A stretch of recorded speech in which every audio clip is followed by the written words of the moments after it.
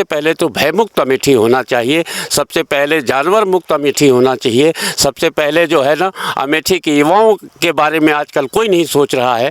हमारे यहाँ धोती साड़ी बांट करके चुनाव जीता जाता है, वो प्रक्रिया बंद होनी चाहिए। लेकिन जो हमारे अमेठी में अमेठी का जो सबसे बड़ा दुर्भाग्य रहा है वो ये रहा है कि दशकों से लेकर के हमारी अमेठी के स्थानीय व्यक्ति को कभी प्रतिनिधित्व नहीं मिला है।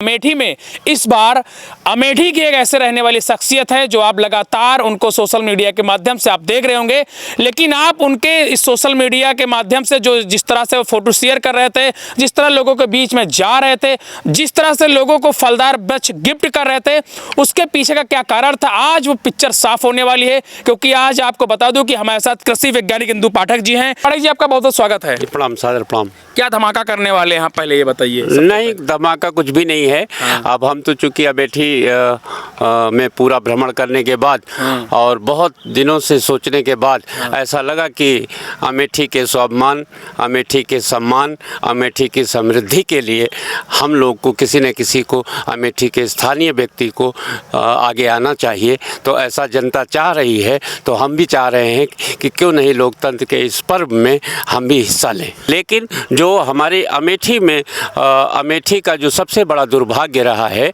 वो ये रहा है कि दशकों से लेकर के हमारी अमेठी के स्थानीय व्यक्ति को कभी प्रतिनिधित्व नहीं मिला है। और प्रतिनिधित्व न मिलने के कारण आज अमेठी की हालत उतनी अच्छी नहीं है। और चूँकि मेरी जन्मभूमि है, मैं इस पुण्य भूमि का कर्जदार भी हूँ, किसान का बेटा हूँ, तो मेरा फर्ज बनता है और वो कर्ज निभाने का भी मौका मुझे लग रहा है कि आ गया है। और चूँकि मैं सामाजिक कार्य के माध्यम से, फल वृक्ष लगाने के माध्यम से अपने पूरे जीवन को समर्पित किया हूँ, तो क्यों नहीं लोकतंत्र के इस पर्व में हिस्सा लिया जाए। क्या लगता है कि अमेठी में जिस तरह से आपने अमेठी का भ्रमण किया है, किन विकास कार्यों से भी अछूता नजर आ रहा है आपका अमेठी? अमेठी में बहुत बड़ी समस्या जानवरों की है और वो छुट्टा जानवरों की है और नीलगाय की है, जिसकी वजह से जो हमारे मोदी जी का सपना है कि नहीं आय दुगनी होना चाहिए, उसकी जगह हमारे किसान बहुत ज़्यादा परेशान हैं, जिनकी कोई सुनने वाला नहीं है और उनकी आय डबल होने की अपेक्षा आधी होती जा रही है, उसकी चिंता। और ये आज की कंडीशन है।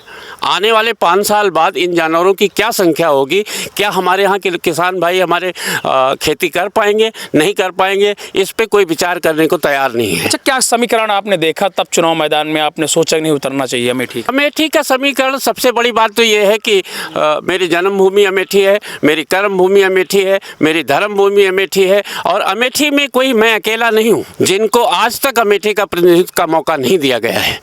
ये सोच तो आप किसी पार्टी के बैनर के तले अमेठी का प्रतिनिधित्व करना चाहते हैं या फिर निर्दलीय भी आपने मन बना रखा? पार्टी का तो ये रहता है कि हो सकता है कि कोई पार्टी हमारी बात को समझेगी और मुझे टिकट देगी। नहीं, लगने का मतलब नहीं, हम हमारे काम ईमानदारी से करते हैं और लोगों का स्नेह मिल रहा है, पूरी अमेठी का प्यार मिल रहा है और अमेठी के लोगों के लिए कुछ करने की इच्छा जागृत हो रही है और अमेठी के स्वाभिमान को पुनः वापस लाने के लिए। क्योंकि अमेठी में एक जो बहुत बड़ी चीज़ हमको समझ में आई है कि हमारे यहाँ के लोग बहुत भोले लोग हैं और बड़े अच्छे लोग हैं और जिनमें एक भय का वातावरण व्याप्त है।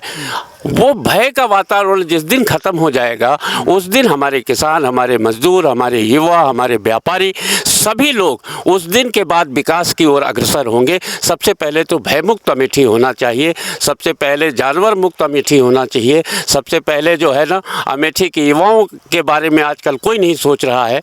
हमारे यहाँ धोती साड़ी बांट करके चुनाव जीता जाता है, वो प्रक्रिया बंद होना चाहिए। धोती अंगोछा साड़ी ये सब बांट करके जो चुनाव जीते जाते हैं, क्योंकि हमारे यहाँ के लोग बहुत भोले हैं, इतने में ही अपने आप को समर्पित कर देते हैं।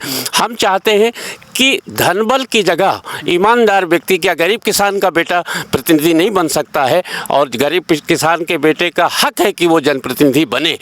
और किसी बता दीजिए सारों क्या किसी पार्टी से आपका बातचीत चल रहा है या कहीं कोई टाई अप? नहीं, हम तो बहुत छोटे आदमी हैं और पार्टियां तो बड़ी बड़ी होती हैं, चूँकि यहाँ पे सब बाहरी लोगों का बोलबाला दशकों से रहा है और वही लोग प्रतिनिधित्व करते रहे हैं। अभी हमारा ये हुआ है, हमारा ऐसा मानना है, हमारा ही नहीं पूरी अमेठी में जाने के बाद जो मुझे महसूस हुआ, लोगों से बात किया, एक स्थानीय प्रत्याशी की लोगों को डिमांड है। तो आपने समझा कि ये डिमांड हम पूरी कर सकते हैं?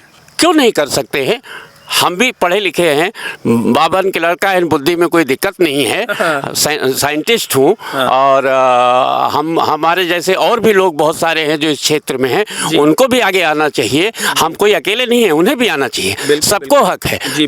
लोकतंत्र में की बहुत बड़ी खूबी है कि उस लोकसभा का जनप्रतिनिधि वहाँ का होना चाहिए।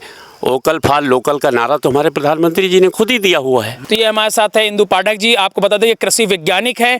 कृषि वैज्ञानिक के साथ साथ ये लगातार जनता के बीच रहते थे, किसानों को समझाते थे कैसे फलदार वृक्षों की सेवा करनी चाहिए। किस पार्टी से ये आते हैं अभी ये तो खुलकर नहीं बताया है, लेकिन ये साफ है कि पिक्चर क्लियर है इन्होंने की है कि चुनाव ये लोकसभा 2024 का अमेठी से जरूर लड़ेंगे।